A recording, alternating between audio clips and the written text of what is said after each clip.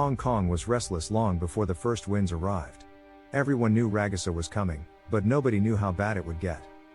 The Hong Kong Observatory raised warnings early. But when Signal 10 was issued, the city knew it was facing something rare and dangerous. Shops closed their shutters, streets emptied, and taxis vanished from the roads. The air was thick with tension, a silence before the storm. At the harbor, waves began to rise. Their crashes echoed like thunder against seawalls, spraying mist high into the air. People rushed to secure their homes. Tape crossed windows, sandbags stacked at doors, and balconies stripped bare of anything that could fly. Flights were cancelled one after another. The airport grew quiet, its runways empty, planes grounded like sleeping birds. In neighborhoods across Kowloon and Hong Kong Island, supermarkets buzzed with frantic energy. Shelves emptied of water, rice, and instant noodles. The city braced itself. Ragasa was nearly here. Then the first strike came. Wind screamed down the narrow streets, bending trees like blades of grass. Rain pounded against glass with a relentless rhythm, as if the sky itself had cracked open. In Wan Chai, signs ripped loose from buildings. They spun through the air, dangerous as knives. On the waterfront, waves surged higher than anyone expected. Some crashed against hotels, water breaking through glass doors. At the Fullerton Ocean Park Hotel, the lobby became a river. Guests fled as waves pushed through the front entrance. The sight was surreal, marble floors swallowed by seawater, furniture floating like driftwood.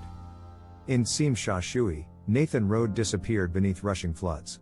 Cars stalled, their headlights glowing dimly underwater. Emergency lines rang endlessly. Calls for rescues, reports of trapped residents, and fears of landslides filled the air. The wind howled louder, carrying debris like weapons. Plastic, wood, and even metal objects clattered through the streets.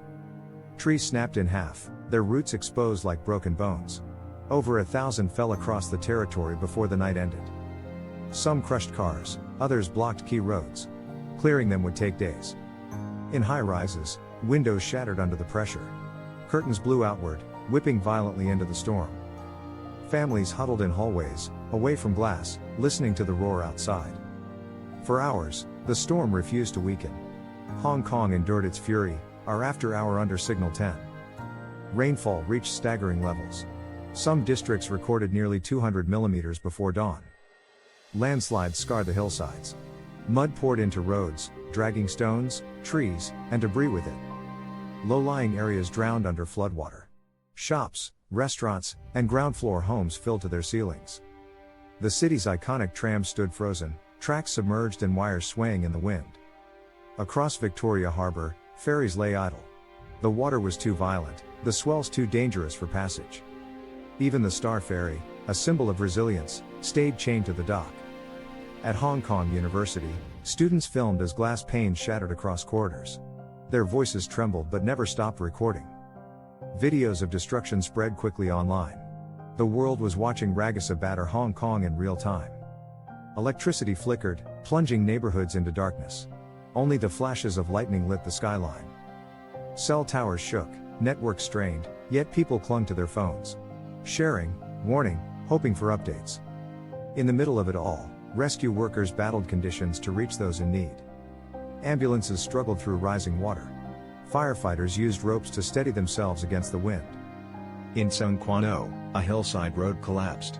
Cars teetered dangerously close to the edge before being pulled to safety. Each district had its own battle. And together, the city fought just to endure the night. By midnight, Ragasa's core was at its closest point. The roar outside grew deafening, a wall of sound. Gusts tore at rooftops. Some peeled away entirely, exposing homes to the storm. The skyline, usually glowing, was dark and broken. Only a few towers managed to keep their lights burning. Inside, families clung to routines for comfort. Children held toys tight, while parents whispered reassurance they barely believed. No one slept. The storm made sure of that. And all across Hong Kong, a single thought pulsed in every mind: when will it end? By dawn, Ragasa began to loosen its grip.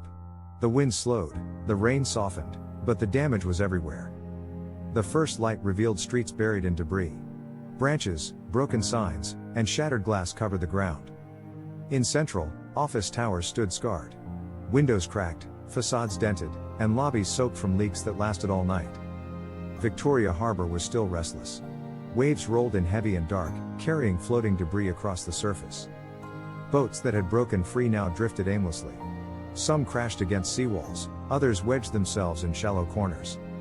In Kowloon, the scale of flooding was shocking. Entire blocks looked like rivers, with cars abandoned midstream. Rescue teams navigated rubber boats through neighborhoods. Their engines sputtered as they moved house to house. Some residents waved from upper floors, stranded without power. Others carried what little they had, wading through waist-high water. Markets that once bustled with noise now stood silent. Fish stalls, fruit stands, and butcher shops all drowned beneath water.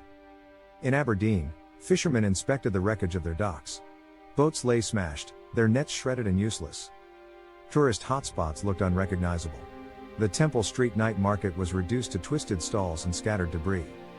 Hotels worked quickly to evacuate flooded lobbies. Staff pushed water out with makeshift tools, shoes soaked, uniforms ruined. At the Fullerton, workers stared at the wreckage. Marble tiles caked in mud, furniture toppled, chandeliers dripping with seawater. Everywhere, the smell of wet earth and seawater lingered. A sour scent of storm damage filled the air. Traffic was impossible. With more than 1,000 trees blocking roads, buses and taxis had nowhere to go. The MTR slowly resumed service. Trains crept cautiously, engineers checking for flooding along the tracks. Airlines scrambled to restart flights. Thousands of passengers crowded terminals, desperate to leave or return. Workers toiled non-stop, cutting fallen trees, pumping floodwater, and clearing mudslides.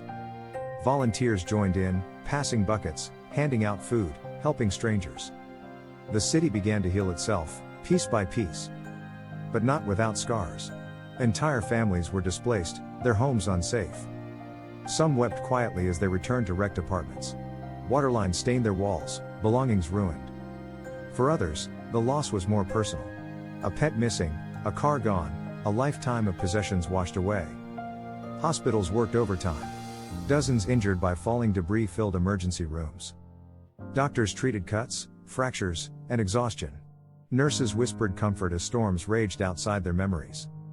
Government officials assessed the damage. Landslides, floods, collapsed roads, the bill was already staggering. Reporters spoke of one of the most powerful cyclones in years. The phrase carried weight. Ragasa had tested Hong Kong like few storms before it. And yet, the city had not collapsed. In Mung Kok, cafes reopened with limited power. Steam rose from kettles, offering comfort in small cups. Children watched as workers hauled away debris. Their eyes wide, their voices soft. Elderly neighbors shared stories of past typhoons. They nodded knowingly, saying Ragasa was one to remember. Social media overflowed with images. Videos of flooding hotel lobbies, cars swept away, and tree-lined roads reduced to chaos. The world watched as Hong Kong struggled, and endured. By evening, some lights returned to the skyline. Neon signs flickered cautiously back to life. It was as if the city wanted to remind itself, it was still here. The trams rolled again, clattering down tracks cleared only hours before. The ferries prepared to resume service. Crew tested engines, eyes weary but determined. Even as recovery began, the storm's memory lingered. For 10 hours, Hong Kong had endured Signal 10. 10 hours of relentless fury that carved itself into history. And though Ragasa had passed, its aftermath would last far longer. Repairs would take weeks. Lives would take even longer to rebuild.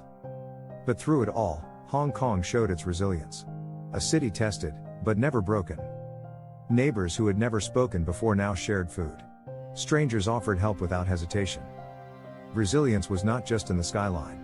It was in the people, standing together, refusing to give in. By nightfall, the streets looked calmer. Cleanup continued, but there was light again. The storm had ended. But its story would be told for years to come.